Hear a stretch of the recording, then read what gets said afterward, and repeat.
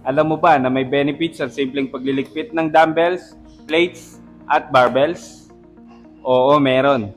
Kaya ngayon, ituturo ko sa'yo kung ano mga benefits nito. Oh my God!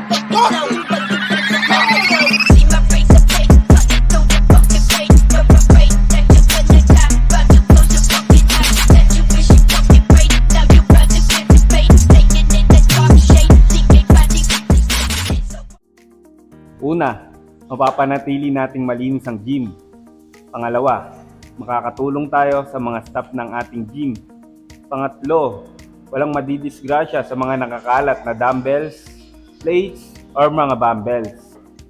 Pangapat, nakaka-turn on lalo na pag nandyan si Gym Crush. Panglima, nagigit sa lahat, ito ay nakakatulong sa ating pagpapaganda ng katawan. Parang cardio na rin. Alam naman natin nakakatamad talaga magligpit ng ating mga pinaggamitan sa ating gym, lalo na pag pagod na. Pero sipin mo lang ito as a cardio. Makakatulong rin naman ito sa pagpapaganda ng katawan mo. Kaya panatilihin nating malinis at maayos.